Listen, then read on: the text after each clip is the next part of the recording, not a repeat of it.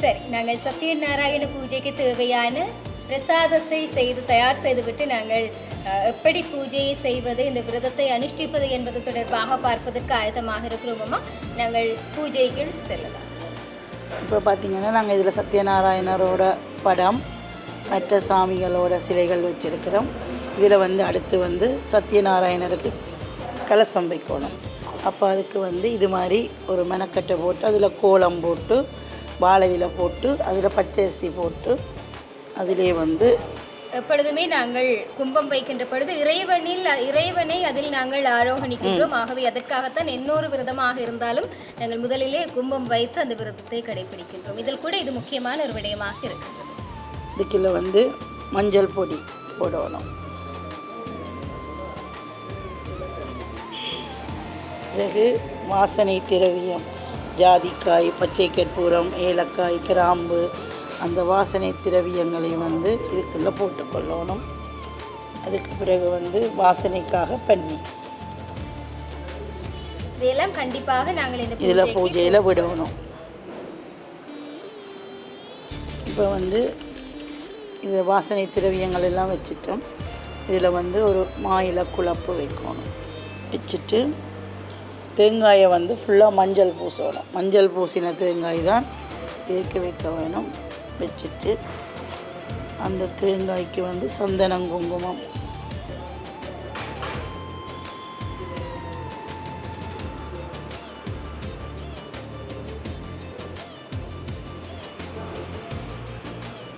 ஏனென்றால் இந்த கலசத்தை நாங்கள் சத்யநாராயண பெருமானாகத்தான் நினைக்கின்றோம்.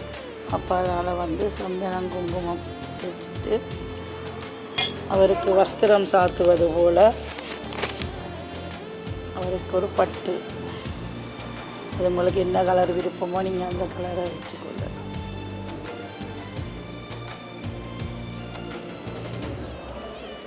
பெருமாள்னாலே துளசி, அதே மாதிரி சத்யநாராயண பெருமானுக்கும் கண்டிப்பாக துளசி தான் முக்கியம். அப்போ துளசி மாலை போட்டுக்கொள்ள வேணும். தாமரைப்பூ, துளசி அதெல்லாம் நாங்கள் அர்ச்சனைக்கு பயன்படுத்தி கொள்ளலாம். பொதுவாக பெருமாளுக்கு பிடித்த பூக்கள் என்று சொன்னால் என்ன பூக்கள், அவற்றை நாங்கள் பயன்படுத்தலாம்? வாசனை மலர்கள் எல்லாம் வைத்து கொள்ளலாம். மகாலட்சுமி பெருமாளுடைய துணைவியாக இருக்கிறதால அவருக்கு நாங்கள் தாமரையை யூஸ் பண்ணிக்கொள்கிறோம். அப்போ அதால் பெருமாளுக்கு முக்கியமாக வாசனை மலர்களும் தாமரை, துளசி முக்கியமாக இருக்க வேணும். இப்போ நாங்கள் இதை செய்துட்டோம். இதுக்கு பிறகு நவக்கிரகத்துக்கு நான் முன்னாடியே சொன்னது போல் நவதானியங்களை இது மாதிரி ஒரு அரிசி தட்டத்தில் போட்டு அதுக்கு மேலே அந்தந்த சுவாமிக்குரிய என்ன கலர் பட்டோ அந்த பட்டு, அந்த சுவாமிக்குரிய தானியம் அதை நாங்கள் இது மாதிரி போட்டு வச்சுக்கொள்ளணும். பூசை பண்ணும்போது நாங்கள் இதுக்கு பூசை பண்ணி கொள்ளலாம்.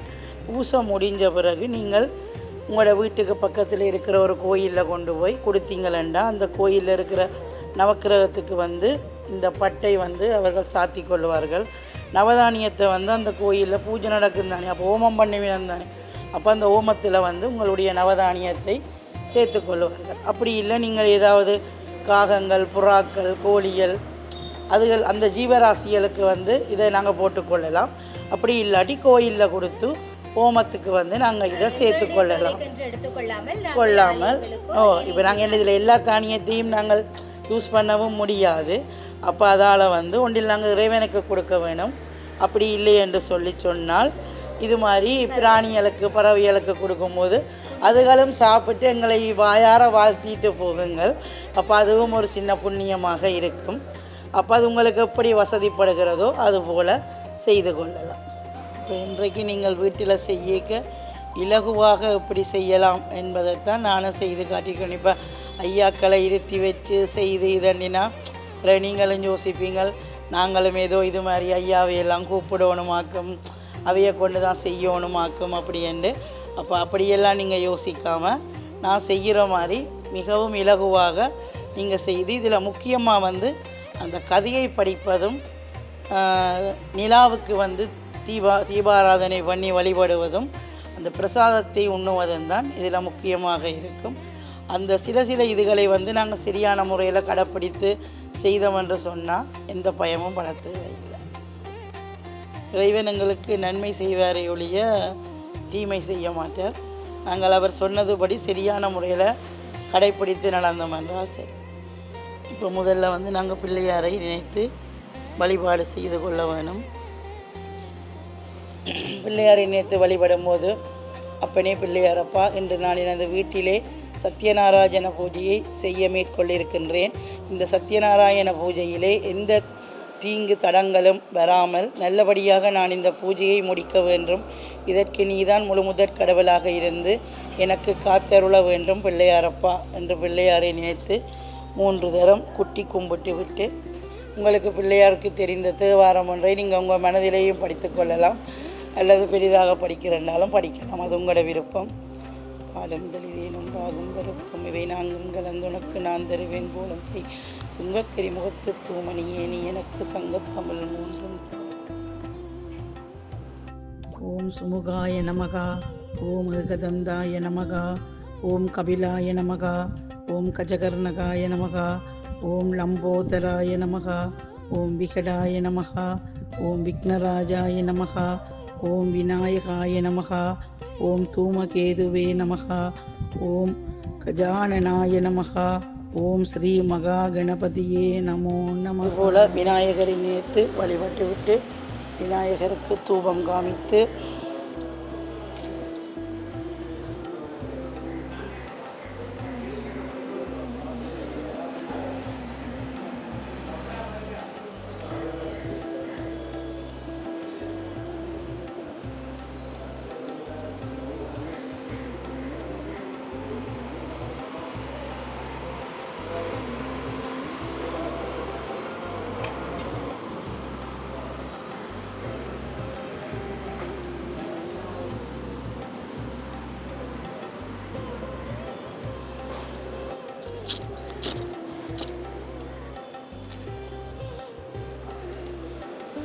அடுத்து குலதெய்வ வழிபாடாக நான் வந்து ஐயப்பனை வச்சிருக்கிறேன். அவரவர்களுக்கு என்னென்ன குலதெய்வம் இருக்கின்றதோ அந்தந்த குலதெய்வத்தை நினைத்து அவர்கள் அதற்குரிய ஒரு தேவாரமோ தியானமோ என்ன தெரியுமோ அதை சொல்லிக்கொண்டு போற்றியை சொல்லி வழிபட்டு கொள்ளலாம்.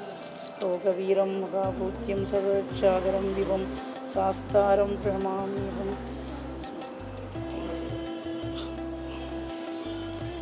ஓம் மகாசாஸ்தாய நமகா, ஓம் லோககர்த்தாய நமகா, ஓம் திரிலோகாய நமகா, ஓம் தன்வினே நமகா, ஓம் தபஸ்வினே நமகா, ஓம் ஆருதாய நமகா, ஓம் மகாசாஸ்தாய நமகா, ஓம் சபரீஷ ஐயப்ப சுவாமினே நமோ நமகா.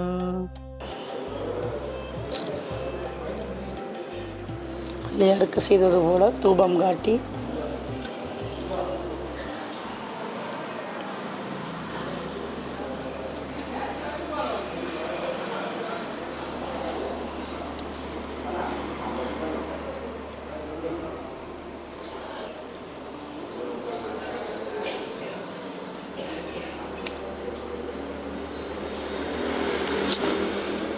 அதே போல் பிடித்த தெய்வம் பெருமாள்.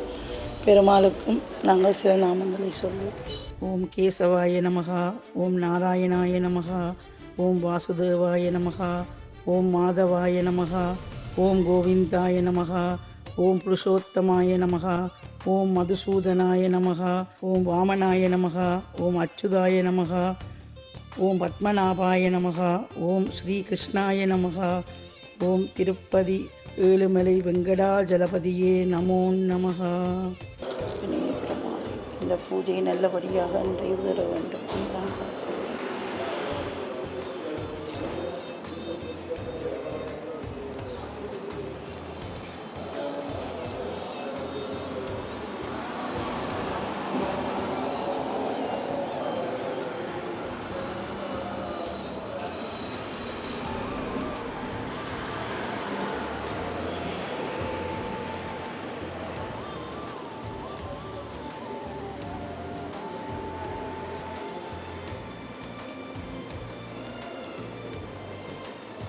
அடுத்து நவக்கிரகத்துக்கு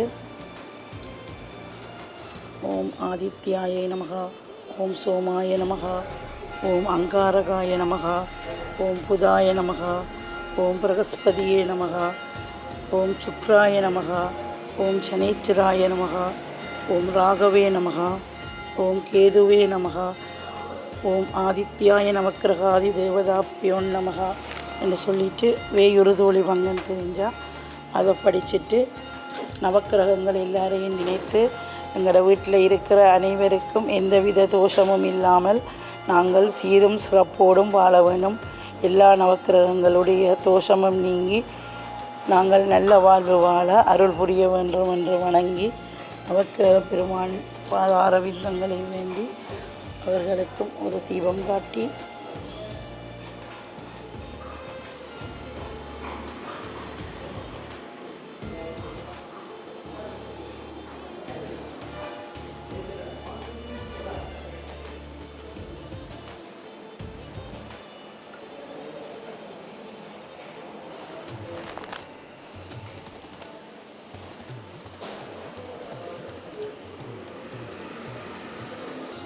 அப்பனே சத்யநாராயண பெருமானே, நான் இந்த பூஜையில் உன்னை இந்த கலசத்தில் வந்து இருந்து எனக்கு நல்ல வழிகாட்டி நான் நினைத்த காரியத்தை நிறைவேற்றி தரும்படி கேட்டுக்கொள்கின்றேன் என்று சொல்லி, இப்போ ஐயாக்கள் பூஜை செய்யும்போது அதற்கு ஆவாகன மந்திரங்கள் எல்லாம் சொல்லி செய்வார்கள்.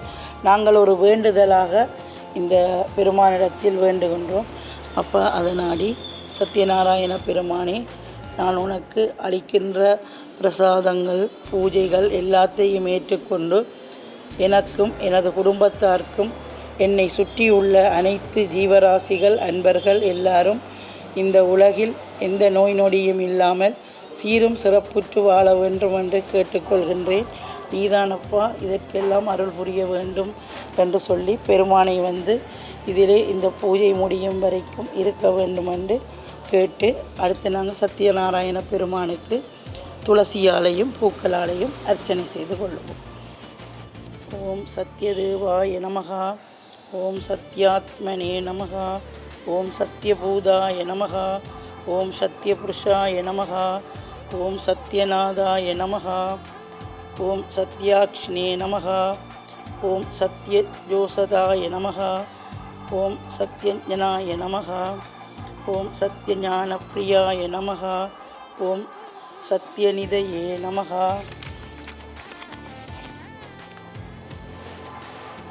ஓம் சத்யசம்பவாய நமக, ஓம் சத்யபிரபுவே நமக, ஓம் சத்யேஸ்வராய நமக, ஓம் சத்யாகாமினே நமக, ஓம் சத்யபவித்ராய நமக, ஓம் சத்யமங்களாய நமக, ஓம் சத்யகல்பாய நமக, ஓம் சத்ய விக்ரமாய நமக, ஓம் சத்யசித்தாய நமக, ஓம் சத்ய அச்சுவாய நமக, ஓம் சத்யவீராய நமக, ஓம் சத்யபோதாய நமக, ஓம் சத்யதர்மாய நமக, ஓம் சத்யாக்ரகாய நமக, ஓம் சத்யனுஷ்டாய நமக, ஓம் சத்யவராகாய நமக, ஓம் சத்யபாராயணாய நமக, ஓம் சத்யபூர்ணாய நமக, ஓம் சத்ய ஔஷதாய நமக, ஓம் சத்ய சாக்ஸ்வதாய நமக, ஓம் சத்யான்னப்பிரியாய நமக,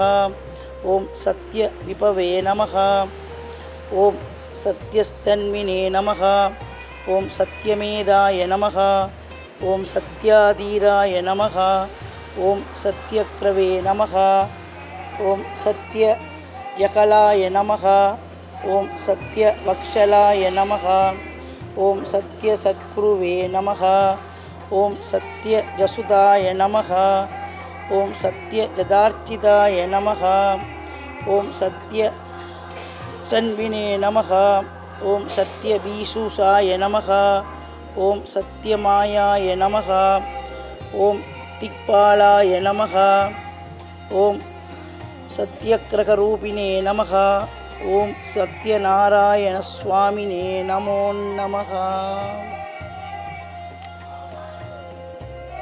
இது மாதிரி 54 மந்திரமோ 108 மந்திரமோ இல்லை 108 போற்றியோ உங்களால் என்ன முடியுமோ அதை சொல்லி, அப்பனே சத்யநாராயண பெருமானே எனது பூஜையை ஏற்றுக்கொள்ள வேண்டும்.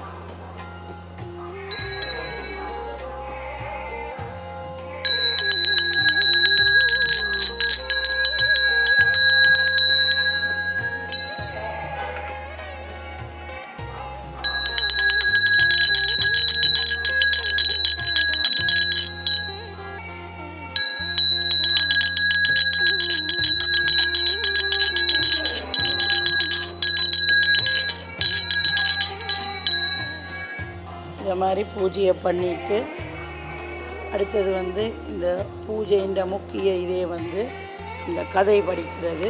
இப்போ இந்த கதையில் வந்து நான் கதையின் முன் சாராம்சத்தை மட்டும் படித்து கொண்டு போகிறேன். இந்த பூஜை பண்ண வேணும் என்று நினைப்பவர்கள் நீங்கள் இது மாதிரி ஒரு புத்தகம் இருக்குது, சத்யநாராயண பூஜா விதானம் என்று. உங்களுக்கு அப்படி இந்த புத்தகம் இங்கே கிடைக்கல என்று சொன்னால் நீங்கள் நெட்டில் கூட எடுத்துக்கொள்ளலாம்.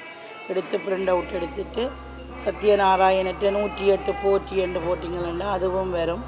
அப்படி உங்களுக்கு வாயால் சொல்ல முடியலைன்னா யூடியூப்பில் அடித்து ஃபோனில் போட்டு விட்டுட்டு அதில் சொல்லி கொண்டிருப்பினோம். நீங்கள் பூவை மட்டும் போட்டு கொண்டிருந்தால் சரி. கண்டிப்பாக இந்த பூச முடிய இந்த கதையை வந்து படிக்க வேணும். இந்த 5 கதையும் படிக்கும் போதும் ஒவ்வொரு நைவேத்தியமாக மாற்றி மாற்றி வைத்து சத்யநாராயண பெருமானை நினைத்து கையிலே பூவை வைத்து கொள்ள வேணும்.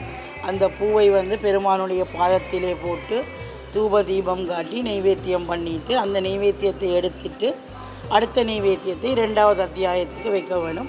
அதே போல் கையிலே பூவை வைத்து 2வது நைவேத்தியத்தை 2வது அத்தியாயம் முடிந்ததும் 2வது நைவேத்தியத்தை பண்ணிட்டு தூப தீப தீபாராதனை அது மாதிரி 5 அத்தியாயங்கள் இருக்கிறது. அந்த 5 அத்தியாயத்துக்குமே 5 நைவேத்தியம் வைத்து தூப தீபம் காட்டி பூசை பண்ண வேண்டும். அதாவது சத்யநாராயண விரதம் எப்படி இருக்க வேண்டும், அதை இல்லாவிட்டால் என்ன மாதிரியான விடயம் இருக்கும், அதை செய்தவர்களுக்கு என்ன பலன் கிடைத்தது என்பதையெல்லாம் இந்த கதையிலே எடுத்து சொல்லப்பட்டிருக்கின்றது. அதனுடைய ஒரு சாரத்தை தான் நாங்கள் இப்போ பார்க்க போகிறோம். இப்போ நாங்கள் 1வது அத்தியாயம் படிக்க போகிறோம்.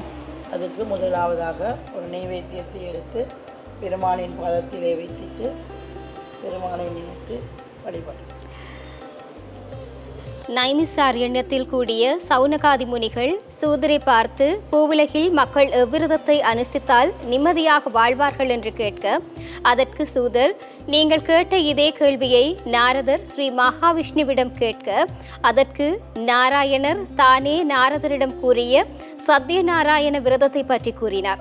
அதாவது பௌர்ணமி, ஏகாதசி, மாதப்பிறப்பு போன்ற நாட்களில் இந்த விரதத்தை அனுஷ்டிப்பது விசேட பலனளிக்கும். இந்த விரதம் அனுஷ்டிக்கும் நாட்களில் விடியற்காலையில் எழுந்து அன்றாட கடமைகளை முடித்து பூஜை அறையை சுத்தம் செய்து கோலமிட்டு வாழை இலையில் அரிசியை பரப்பி அதன் மீது கலசங்களை வைத்து முதலில் பஞ்சலோகா பாலகர்கள், பிறகு அஷ்டதிக் பாலகர்களுக்கு பூஜை செய்து அதன் பிறகு சத்யநாராயணரை கலசத்தில் ஆவாகனம் செய்து பூஜிக்கவும். இந்த பூஜையை 4 வர்ணத்தாரும் ஆண் பெண் 2 பாலார்களும் செய்யலாம். தன் உறவினர்கள் சிநேகிதர்களுடன் கூடி செய்வது விசேஷம். வாழைப்பழம், பசும்பால், நெய், கோதுமை ரவை, சர்க்கரை இவை 5ஐயும் சமவிகிதம் கலந்து சுவாமிக்கு நிவேதிப்பது விசேஷம். பிறகு கதா சிரவணம் தாமாக படித்து முடித்த பிறகு பூஜை முடிந்ததும் பூஜை செய்வித்த அந்தணருக்கு தட்சிணையுடன் தாம்பூலம் அளித்து, பிறகு கதா சிரவணம் தாமாக படித்து முடித்த பிறகு பூஜை முடிந்ததும் பூஜை செய்வித்த அந்தணருக்கு தட்சிணையுடன் தாம்பூலம் அளித்து, பிறகு அனைவருடனும் கூடி உண்ணுவது நலம். முடிந்தவர்கள் பாட்டு, நிருத்தியம் போன்றவற்றுடன் கடவுளை மகிழ்விக்கலாம். இவ்வாறு செய்வதன் மூலம் சத்யநாராயணர் மகிழ்ந்து விரதம் அனுஷ்டித்தவர்களின் விருப்பங்களை நிறைவேற்றுவார். இது திண்ணம். நைமிசாரண்யம் என்ற புண்ணிய பூமியில் முன்னொரு சமயம் மகிழ்ச்சி கடலில் மூழ்கி பக்தி கடலில் குளித்து ஞான கடலில் தலை துவட்டி வந்த சௌனகாதி முனிவர்கள் சூதரை பணுகி பணிந்து நின்று, ஹே முனிஸ்ரேஷ்டரே, எங்கள் விருப்பப்படி தாங்கள் கூறிய பகவானின் அவதார மகிமைகளையும் அதன் பயனையும் கேட்டு எங்கள் மனம் மகிழ்ச்சி அடைந்தது. மேலும் இந்த பூலோகத்தில் பிறந்த மனிதர்கள் பகவானின் கருணையை பெற்று சகல ஐஸ்வர்யங்களையும் அடைந்து தம் மனைவி மக்களோடும் பந்துக்களோடும் சேர்ந்து வாழ்ந்து முடிவில் அவன் பாதம் அடைய விரும்புவார்களேயானால் அவர்கள் அனுஷ்டிக்க வேண்டிய விரதம் எது? நம் புராணங்கள் போன்றவற்றில் அத்தகைய விரதம் ஏதாவது சொல்லப்பட்டிருக்கிறதா? அங்கனம் இருப்பின் தங்கள் அமுதூறும் மொழியால் போன்ற அடியவர்களுக்கு எடுத்துரைப்பீர்களாக என்று கேட்டுக்கொண்டனர். சூதரும் அவர்களின் வேண்டுகோளை ஏற்று தங்களின் மேன்மையான இந்த கேள்விக்கு பதிலளிக்க கடமைப்பட்டிருக்கின்றேன் என்று கூறி, முன்னொரு சமயம் நாரத மகரிஷி பகவான் ஸ்ரீமன் நாராயணனிடம், ஹே நீலமேக வண்ணா, சதுர்புஜங்களிலும் சங்கு சக்கரம் கதா பத்மம் தரித்தவனே, மார்பில் வனமாலை தவழும் அழகா, ஹிருதயத்தில் லக்ஷ்மியை கொண்டவனே, நான் என் சஞ்சாரத்தின் நடுவே ஒரு நாள் பூலோகம் சென்றிருந்தேன். அங்கு மக்கள் தாங்கள் செய்த கர்மாக்களினால் பலவிதமான பிறவிகள் எடுத்து எல்லையற்ற துன்பங்களை அனுபவிப்பதை கண்டதும் என் மனம் வேதனை அடைந்தது. மக்கள் படும் அந்த துன்பங்களிலிருந்து அவர்களை விடுவித்து அவர்களை இன்புற வைக்க என் மனம் எண்ணுகிறது. என்ன உபாயத்தினால் அவர்களின் பிறவி துன்பங்களை போக்கி அவர்களை இன்பமாக வாழ வைப்பது என தெரியாமல் தங்களை நாடி வந்துள்ளேன். மூவுலகையும் காத்து ரட்சிப்பவனே, பக்த ரட்சகனே, மக்கள் அதிக சிரமமின்றி வாழ்வதற்கு ஓர் உபாயத்தை தாங்கள்தான் எடுத்துரைக்க வேண்டுமென்று பக்தி சிரத்தையோடு வேண்டி நின்றார். பகவான் நாரதரை பார்த்து புன்னகையுடன், நாராயண நாராயண என்ற என் பெயர் உரைத்தே நானிலத்திலும் புகழ் கொண்டவனே, மக்கள் அவர்களின் கர்மவினையால் ஏற்படும் துன்பங்களை கண்டு உன் மனம் இரக்கப்பட்டு அவர்களுக்கு உதவ எண்ணுகிறாய். உன் எண்ணத்தை நிறைவேற்ற மக்கள் இன்புற்று வாழ நீ கேட்டது போல விரதம் ஒன்று இருக்கின்றது. அந்த விரதத்தின் பெயர்தான் ஸ்ரீ சத்யநாராயண விரதம்.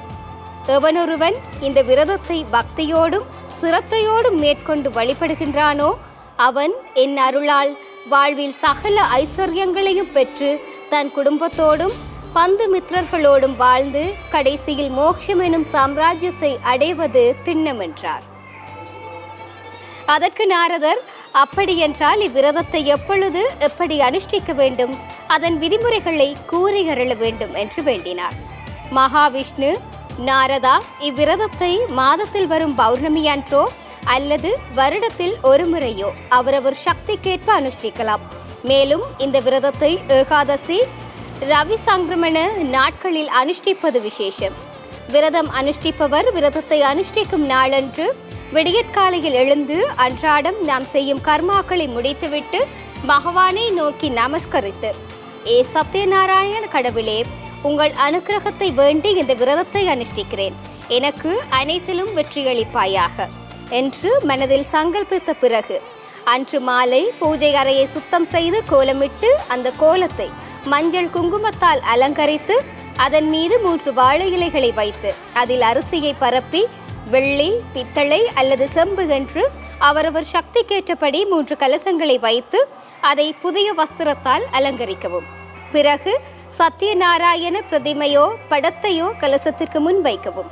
கலசத்தில் வருணனை ஆவாகனம் செய்து பிறகு மஞ்சள் பிள்ளையாரை பூஜித்து பிறகு பஞ்சலோக பாலக பூஜையை முதல் கலசத்திலும் நவக்கிரக பூஜையை தானியத்திலும் வடக்கில் ஆரம்பித்து இந்திராதி அஷ்டதிக் பாலக பூஜையை அந்தந்த கடவுளுக்கேற்ற அதிதேவதை பிரத்யதி தேவிகள் சகிதம் 3வது கலசத்தில் பூஜித்து பிறகு நடுக்கலசத்தில் ஸ்ரீ சத்யநாராயணரை பூஜிக்கவும்.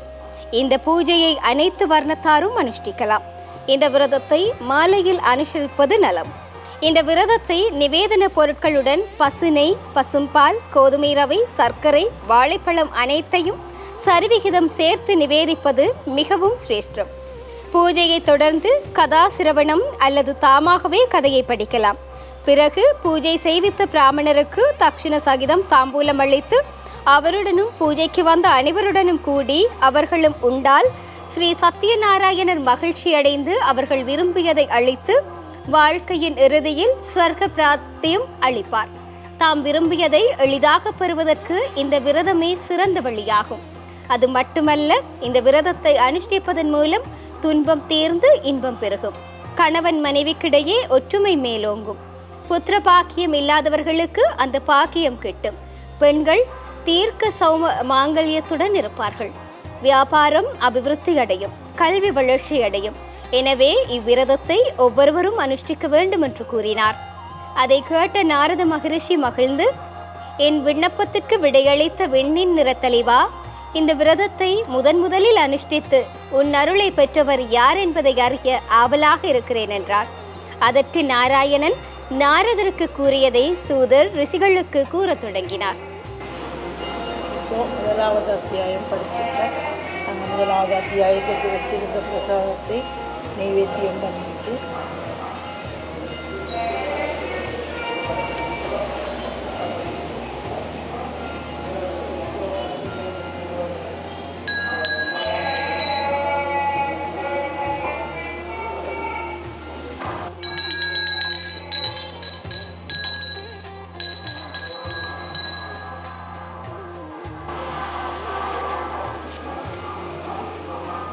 இப்போ முதல் வச்ச நைவேத்தியத்தை எடுத்துட்டு ரெண்டாவது அத்தியாயத்துக்கு ரெண்டாவதாக இருக்கிற ஒரு நைவேத்தியத்தை வைக்கணும். திருப்பி கையில் பூ எடுத்து நாங்கள் என்ன வேண்டுதலை வச்சிருக்கிறோமோ அந்த வேண்டுதலை நினைச்சு வேண்டிக் கொள்வோம். முன்னொரு காலத்தில் ஏழை அந்தணன் ஒருவன் பிச்சை எடுத்து வாழ்ந்து வந்தான்.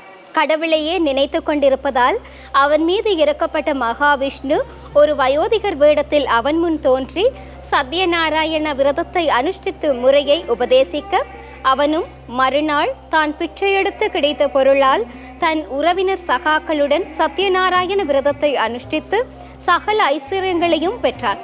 அவ்வாறு அந்தணன் சத்யநாராயண விரதத்தை அனுஷ்டிப்பதை கண்டு ஒரு விறகு வெட்டி அந்தணனிடமிருந்து இந்த சத்யநாராயண விரதத்தை அனுஷ்டிக்கும் முறையை அறிந்து அவனும் அனுஷ்டித்து புத்திர பௌத்ராத்திகளை பெற்று இறுதியில் மோட்சமடைந்தான்.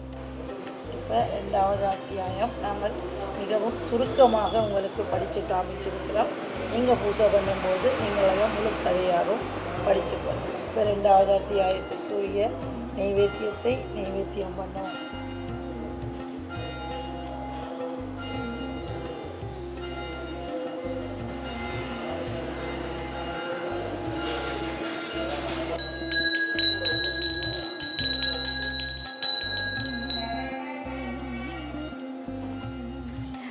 பிறகு முனிவர்களிடம் சூதர் சத்யநாராயண விரதத்தால் பலன் பெற்ற வேறொருவரின் கதை கூறுமாறு வேண்ட அதற்கு சூதர் கூறிய கதை. ஒரு தந்தை போல் தன் மக்களை காக்கும் உல்காமுகன் என்ற அரசன் பத்ரசலா நதிக்கரையில் தன் உறவினர்களுடன் கூடி சத்யநாராயண விரதத்தை அனுஷ்டித்துக் கொண்டிருந்தார். அப்பொழுது அங்கு வந்த சாது எனும் வணிகன் அதை கண்டு ராஜாவை அணுகி அவ்விரதத்தின் விவரத்தை அறிந்து தன் இல்லம் வந்தவுடன் தன் மனைவியிடம் அந்த விரதத்தை பற்றி கூறி தமக்கு குழந்தை பிறந்தால் சத்யநாராயண விரதத்தை அனுஷ்டிப்பதாக சங்கல்பித்துக் கொண்டார். பிறகு அவனுக்கு பெண் குழந்தை பிறக்க கலாவதி என்று பெயரிட்டு அருமை பெருமையுடன் வளர்த்து வந்தான். அவளுக்கு விவாகம் செய்யும் வயது வந்ததும் மனைவி சத்யநாராயண விரதத்தை நினைவுபடுத்த விவாகம் முடிந்ததும் செய்யலாம் என்றான். விவாகம் முடிந்தது. பிள்ளையையும் மாப்பிள்ளையையும் இவர் வீட்டுடனே தங்கி வியாபாரத்தை கவனிக்கலானான். இந்த பரபரப்பில் சாதுவும் லீலாபதியும் சத்யநாராயண விரதத்தை பற்றி மறந்தே போனார்கள். அவர்களுக்கு அதை நினைவூட்ட அவர்கள் சோதனைக்குள்ளாக்கினார் சத்யநாராயணர். வியாபார நிமித்தம் வெளிநாடு சென்ற சாதுவும் மருமகன் சுந்தரமும் ஓரிடத்தில் நின்று கொண்டிருக்க திருடர்கள் அரச பொக்கிஷத்திலிருந்து திருடி வந்த பொருட்களை இவர் முன் போட்டுவிட்டு ஓட அதை தொடர்ந்து வந்த காவலர்கள் இவர்களை திருடர்களாக பாவித்து சிறையில் அடைத்தனர். இங்கோ இவர்கள் போன வழி தெரியாமலும் இருக்கும் செல்வமனைத்தும் கள்வர்களால் கவரப்பட ஏழ்மையடைந்த லீலாவதியும் கலாவதியும் பிச்சை எடுத்து பிள்ளைகளானார்கள். ஒருமுறை பிச்சை எடுக்க ஒரு வேட்டு முன் நின்ற கலாவதி அவர்கள் செய்யும் சத்யநாராயண பூஜையை கண்டு பிரசாதத்துடன் வீடு திரும்பினாள். எதற்காக இவ்வளவு நேரமாகியது என்று கேட்ட தாயிடம் நடந்ததை கூற தாயும் தன் தவறை உணர்ந்து இருக்கும் பொருளை கொண்டு சத்யநாராயண பூஜையை செய்ய திருப்தியடைந்த சத்யநாராயணர் மகாராஜாவின் கனவில் தோன்றி அவர்களை விடுவித்து மன்னிப்பு கேட்டு ராஜ மரியாதையுடன் அவர்களை ஊருக்கு அனுப்புமாறு கட்டளையிட ராஜாவும் அவ்வாறே செய்தார். இருவரும் தம் ஊர் நோக்கி சென்றனர். மூன்றாவது அத்தியாயம் நிறைவேறியிருக்கிறது. அதுக்குரிய நைவேத்தியம் பண்ணிட்டு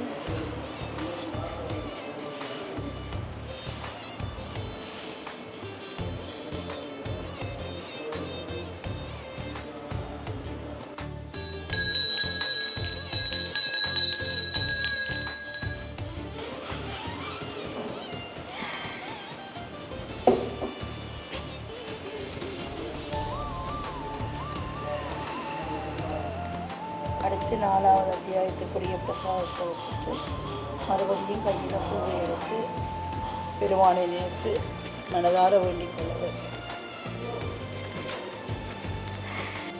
ராஜாவால் விடுவிக்கப்பட்டு பல பரிசுகளுடன் கப்பலில் நாடு திரும்பிய சாதுவும் அவருடைய மருமகனும் நித்தியானுஷ்டானத்திற்காக கப்பலை ஒரு ஓரம் நிறுத்த வயோதிகர் வேடத்தில் அங்கு வந்த சத்யநாராயணர் கப்பலில் என்ன இருக்கின்றது என்று அவர்களிடம் கேட்க அவர்களும் காய்ந்த இலைகள் தான் உள்ளன என்றனர்.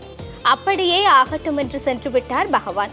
அவர்கள் திரும்பி வந்து தம் கப்பலில் காய்ந்த இலைகள் இருப்பதைக் கண்டு தம் தவறை உணர்ந்து அவரிடம் சென்று மன்னிப்பு கேட்க அவரும் ஸ்ரீ சத்யநாராயண பூஜையை மறந்ததன் விளைவாகத்தான் இத்துன்பத்தை அனுபவிக்கின்றனர் என்றும் அதை அனுஷ்டிப்பதாக சங்கல்பித்துக் கொள்ளும்படியும் கேட்க அவர்களும் அவ்வாறே செய்து தம் பொருள்களை பெற்றனர். அவர் ஊர் திரும்பியதும் நதிக்கரையில் வேலை செய்து கொண்டிருக்கும் வேலையாட்களை அழைத்து தாம் வந்த விடயத்தை கூறி தம் மனைவி மகளை அழைத்து வருமாறு கூறினான். வேலையாள் சென்று கூறும்போது சத்யநாராயண விரதம் செய்து கொண்டிருக்கும் லீலாவதியும் கலாவதியும் பூஜை முடித்து வருவதாக கூறினர். பூஜை முடிந்ததும் தன் கணவனை காணும் அவசரத்தில் கலாவதி பிரசாதம் உண்ண மறந்தாள். அவள் நதிக்கரையை அடைந்ததும் அவளுடைய கணவர் கப்பலுடன் காணாமல் போனார். இதை அறிந்ததும் மூர்ச்சையடைந்த மகளை கண்டு பகவானை வேண்ட சத்யநாராயணர், உன் மகள் என் பிரசாதத்தை உண்ண மறந்ததால் தான் இந்த நிலை என்றார்.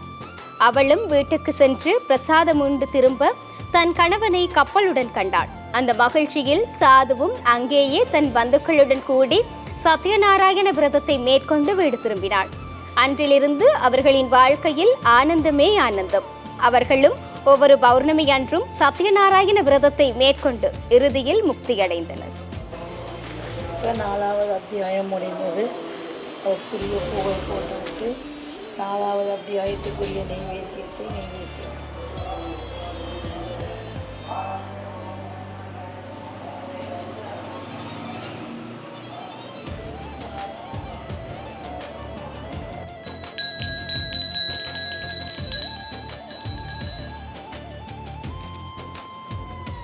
துங்கத்வஜன் எனும் அரசன் வேட்டையாடு திரும்பும் வழியில் அங்கு சத்யநாராயண பூஜை நடத்தும் சில இடையர்கள் பூஜையை முடித்துவிட்டு பிரசாதத்தை ராஜாவுக்கும் அளிக்க அதை உண்ணாமல் நாடு திரும்பினான். சத்யநாராயணர் நாடு திரும்பியதும் அவனின் மனைவி மக்கள் காணாமல் போனது போல் தோன்றச் செய்தார். ஆகவே தவறையுணர்ந்த அரசன் காட்டுக்கு சென்று இடையர்களுடன் கூடி சத்யநாராயண விரதம் மேற்கொண்டு திரும்பியதும் தன் மனைவி மக்கள் தன்னை வரவேற்பதை கண்டு மகிழ்ச்சி அடைந்தார்.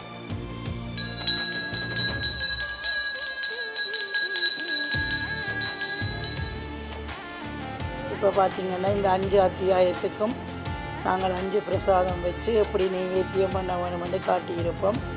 இந்த 5 அத்தியாயத்திலையும் பார்த்தீங்களென்று சொன்னால் உங்களுக்கு விளங்கி இருக்கும். முதலாவது இந்த விரதம் எவ்வாறு தோன்றினது, இந்த விரதத்தை பிடிக்கிறதால உங்களுக்கு என்ன பலன், இந்த விரதத்தை நீங்கள் செய்து நான் இந்த விரதம் செய்கிறேன் என்று நினைத்து விட்டு அந்த விரதத்தை செய்யாமல் விட்டால் உங்களுக்கு என்ன பலன் கிடைக்கும் என்றதையும் காண்பித்திருக்கிறார்கள். அதே போல் முன்னாடியே நான் சொன்னது போல் இந்த விரதத்தில் பிரசாதம் மிகவும் ஒரு முக்கியமானது. அந்த பிரசாதத்தை அவமதிக்கிறதால உங்களுக்கு என்ன கிடைக்கும் என்பதையும் காட்டியிருக்கிறார்கள். அதே போல் சில பேர் பிரசாதம் கொடுத்தா இல்லை எனக்கு வேணாம் அப்படி என்று சொல்லுவார்கள். ஒரு நாளும் சுவாமியினுடைய பிரசாதத்தை வேணாம் என்ற வார்த்தை சொல்லக்கூடாது. உங்களுக்கு பிடிக்கவில்லை என்றாலும் அதை வாங்கி சென்று வீட்டில் உள்ளவர்களுக்கோ தெரிந்தவர்களுக்கோ யாருக்காவது அதை கொடுக்க வேணும். சுவாமி பிரசாதத்தை ஒரு நாளும் வேணாம் என்ற வார்த்தை சொல்லக்கூடாது. அதுக்காக தான் இந்த 5வது அத்தியாயம் பார்த்தீங்களா, அவர் ராஜா, நான் ராஜ மரியாதையோடு இருக்கிறேன் என்று ஒரு ஆணவம் கொள்கிற மாதிரி, அகங்காரம் கொள்கிற மாதிரி, அவர்கள் ஒரு கீழ் ஜாதிக்காரர்கள், அவர்களோடு நான் எப்படி சாப்பிடுவது என்று காட்டினார். உடனே அவருடைய ராஜாவினுடைய மனைவி குழந்தைகள் எல்லாரையும் இல்லை. அப்போ அதனாடி இந்த விரதத்தினுடைய பலனும் முக்கியத்துவமும் உங்களுக்கு அந்த கதையிலே முழுமையாக விளங்கி இருக்கும் என்று நினைக்கின்றோம்.